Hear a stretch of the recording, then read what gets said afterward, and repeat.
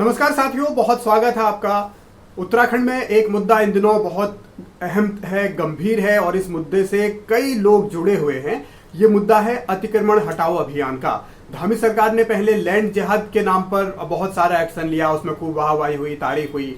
कल बता रहे हैं कि जेपी नड्डा उनकी पीठ भी ठोक कर गए लैंड जिहाद के मामले में और यूसीसी के मामले में। आगे क्या होगा ये कहा नहीं जा सकता, लेकिन उत्तराखंड में अतिक्रमण हटाओ अभियान को लेकर सरकार आखिर क्यों निशाने पर है, सवाल क्या उठाए जा रहे हैं और किस तरीके से सरकार को घेरा जा रहा है, ये बयान आप पहले सुनिए। इस सरकार के लिए शराब की दुकानें बचाना आवश्यक है, लेकिन हमारा रोजगार करता हुआ भाई इस सरकार से नहीं देखा जा रहा है, उत्तराखंड की सरकार से नहीं देखा जा रहा है। ये दो उदाहरण हैं जब सरकारों ने नियम को बदलकर सुप्रीम कोर्ट के आदेश को बदल दिया, सुप्रीम कोर्ट के आदेश को धत्ता बता दिया।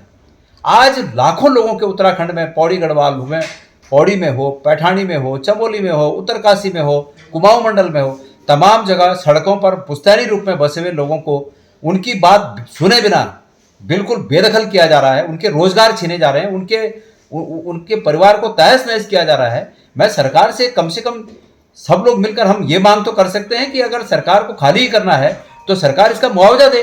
क्या माननीय न्यायालय ने उस संपत्ति को तोड़ने के एवज में मुआवजा देने के लिए मना कर रखा है क्या सरकार को? तो क्या वास्तव में अतिक्रमण हटाने के नाम पर सरकार की ओर से मनमानी की जा रही है? क्या रोजगार जिन लोगों ने खड़ा किया है उसको छीना जा रहा है? क्या बेरोजगारों की संख्या उत्तराखंड में अब बढ़ने वाली है क्योंकि जो छोटी छोटी दुकानें हैं या ढाबे हैं या रेस्टोरेंट हैं, क्या उनको तोड़ने की जो कवायद चल रही है अतिक्रमण के नाम पर, क्या उससे बेरोजगारी बढ़ेगी? और बेरोजगारी बढ़ेगी तो क्या सरकार के खिलाफ उत्तराखंड के नौजवानों में नाराजगी भी बढ़ेगी? ये एक बहुत गंभीर मसला है। और अतिक्रमण अगर हटाया जा रहा है तो क्या वो नियम कायदे से हटाया जा रहा है या फिर अंधाधुंध हटाया जा रहा है? इसे लेकर भी बहुत सारे सवाल हैं जो उत्तराखंड की धामी सरकार से पूछे जा रहे हैं। इसलिए कोर्ट का आदेश है, इसलिए तोड़ा जा रहा है, ये अमानवीय है। आज बड़ी संख्या में लोग कुप्रभावित हो रहे हैं, सरकार के असंवेदनशीलता के कारण को प्रभावित हो रहे हैं। और ऐसे में मेरा सभी उन स्वजनों से, हमारे उन लोगों से जो कि इस सरकार के इस रवैये से प्रभावित हुए हैं, उन लोगों से मेरा कहना है कि सब लोग लामबंद होएं और सरकार से ये कहें कि ठीक है आप हमें खाली करा रहे हैं लेकिन हमारे रोजगार की व्यवस्था करें। आप हमारे मकान तोड़ रहे हैं लेकिन हमें इस मकान को ठीक करने के लिए, रिपेयर करने के लिए पैसा दें।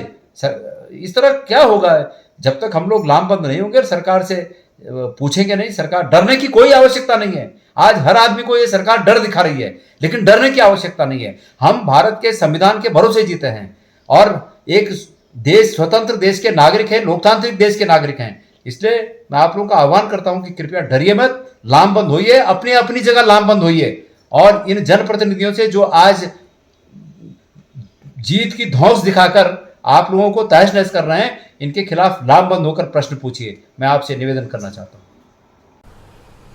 अतिक्रमण हटाने के नाम पर सिस्टम किस तरीके से काम कर रहा है और अतिक्रमण अगर हटाया जा रहा है तो उसके साइड इफेक्ट क्या होंगे? और जिन लोगों का रोजगार छीना जा रहा है तो क्या सरकार उनके रोजगार का भी इंतजाम कर रही है? और ये मुद्दा कितना भारी आने वाले दिनों में पड़ेगा, इसे लेकर भी बहुत ज्यादा सवाल हैं और यहीं से अब सियासत का भी आगाज हो चुका है। मुख्यमंत्री को जाना चाहिए था, वहां पर हाई कोर्ट में वकील भेजने चाहिए थे, पुनर्निरीक्षण याचिका लगानी चाहिए थी। वो तो काम किया नहीं। लोग रो रहे हैं, लोगों की दुकानें टूट रही हैं, जड़ाव खान से लेकर धुमाकोट तक और उधर सराय खेत से लेकर गैरसैंण तक, पौड़ी में सब जगह से ये खबरें आ रही हैं कि लोग रोने पे लगे हैं। लेकिन सरकार इस पर जो है अपनी बीजेपी को ये इसकी कोई चिंता नहीं है। उन्हें लोकसभा की चिंता की, लोकसभा में चुनाव में जितवा दें। मेरा कहना है कि जनता को इसको देखना चाहिए और जनता को इस सरकार को लोकसभा नहीं परलोक सभा में भेजना चाहिए।